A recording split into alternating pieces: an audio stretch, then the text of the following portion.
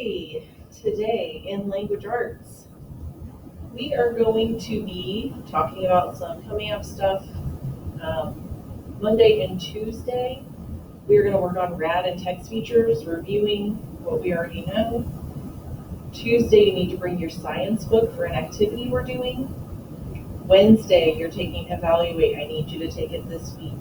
Thursday, we have a quiz over text features, and Friday, you'll have a quiz over RAD. I am not going to be here Friday, so there will not be a Google Meet. Agenda for today, we're going to talk about the trait of ideas in writing. We're going to practice RAD some more, and then have a break, and then have some text features practice. You'll be reading an article and answering some questions in Canvas. Okay, so the idea trait in writing. Let me make sure I have the right thing pulled up. Okay.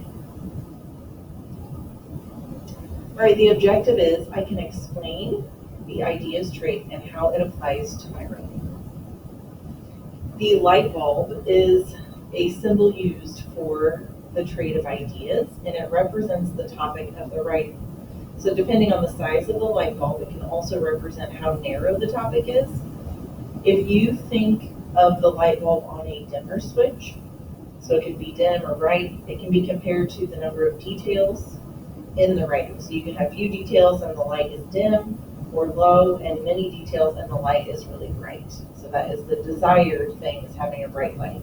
So your ideas refer to the topic you're writing about, and it can include information, details, evidence, and explanations written about the topic.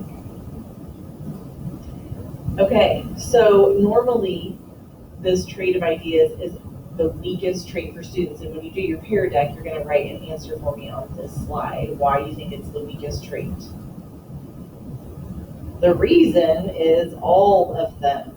So all of those reasons are why it is a very weak trait for students. So when a teacher asks you or tells you your ideas are not developed enough and asks for more details, it does not mean to add more ideas or underdeveloped ideas. It means for the ideas you already have, you need to add examples, evidence, and explanations. You just need to go deeper. So why does it happen normally when someone needs to develop their ideas more? It's usually because the topic is too broad or it's too big of a topic. So our goal is to narrow down topics. So let's talk about if a topic is broad or narrow. When you see the topic of Halloween, do you consider it to be a broad topic or a narrow topic? Something to think about. If it's a broad topic, it's going to have a lot of other subtopics or topics that fit into it. So that would be a broad topic. A narrow topic would be a smaller topic of a broad topic. So something that really has no other topics that fit into it. Doing your peer deck, you're also going to decide if turtles is a broad or narrow topic, and if the Holocaust is a broad or narrow topic. Okay, let's look at a written example. So our passage is titled Halloween, which is the topic, okay? Halloween is my favorite holiday because I get to go trick-or-treating. I get a lot of candy every year. One time I was a ballerina and wore a crown. Another year I dressed up like a clown. Ooh, excuse me. I had red and white clown makeup on my face. It was very messy. So, Halloween is a broad topic because there are too many other ideas or subtopics that fall into it. We want to narrow down the topic. So, in this passage of Halloween, what would the broadest or biggest idea be? So we're talking about Halloween, we're talking about trick-or-treating, we're talking about costumes of a ballerina and a clown, and clown makeup. Halloween would be the biggest, broadest topic. So when we think about the rest of the topics, what would the next broadest topic be? And it would be trick-or-treating. We want to go down one more level to a smaller topic. It would be costumes. We're going to keep digging deeper because there's more. There's a clown costume specifically. And then last but not least is the clown makeup topic. So when we rewrite this, we are going to have a lot more ideas and evidence and details in our writing. So now the title is My Clown Face. Halloween is my favorite holiday because I get to dress up in fun costumes and wear makeup. When I was little, I was a clown. I had an outfit with colored polka dots. It had a funny hat with bells and big red clown shoes. The best part of the whole costume was my makeup. My brother smeared white face paint all over my forehead, nose, and chin. Then he put 2 huge red circles on my cheeks and a big red smile on my lips. My eyes were painted like black triangles and my nose had a puffy blue ball on it. I had so much makeup on that I couldn't wash it all off that night.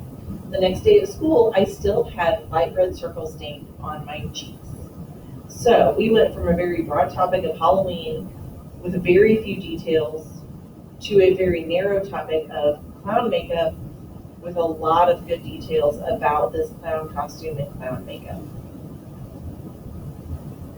So we still mentioned all the larger topics, but you could better describe things and connect your ideas with a much smaller topic. Okay, so what you're going to do now is open your writer's notebook, go to the next blank page, and type today's date. So, for instance, if this was my notebook, I'm going to open it. I'm going to go to the next blank page. The date is November 2nd. And then I'm going to delete this. So I'm going to split my screen because that is much easier, and I'm going to zoom in because we can see it better when we zoom in. Okay. Where did my date go?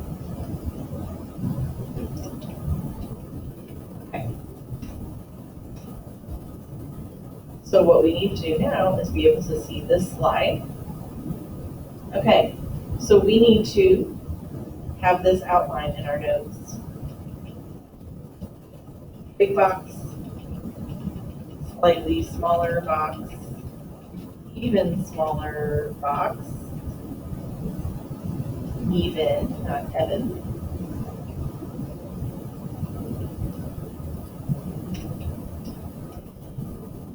Somehow even smaller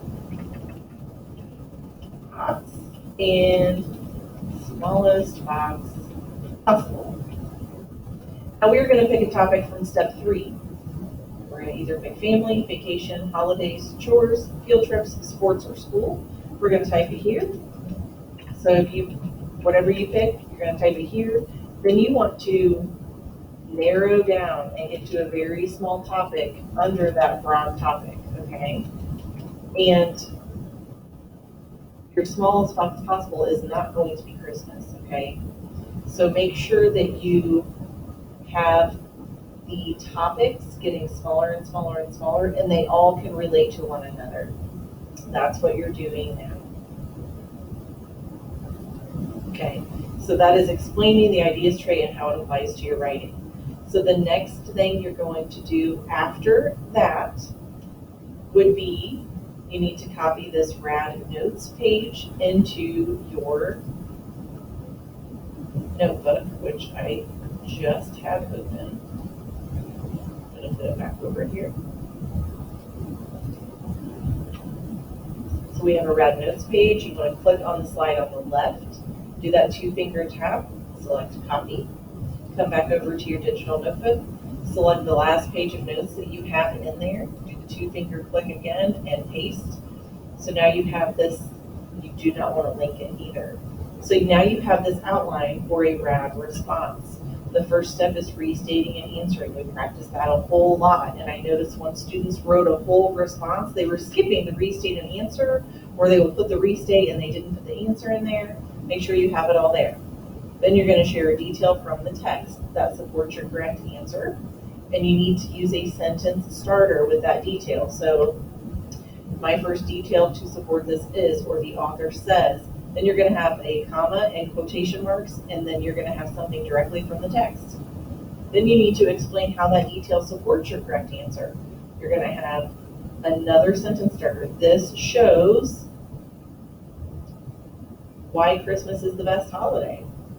Whatever it is, but that is the explanation is your words. Then you have another detail, which is a quote from the text. You need to use the sentence starter again, and then explain that last detail, how it supports your correct answer. That is the proper format for RADD. So you're going to go to this RADD practice assignment in Canvas. You're going to read a passage, and you're going to write a whole RADD response. Okay? Then the last thing you're going to do is you're going to read this article called Out of the Flames. Okay, there's not a whole lot of writing here. There's a whole lot of pictures though. And you're going to answer these questions in Canvas about the text features of this article. And that is all we're doing today.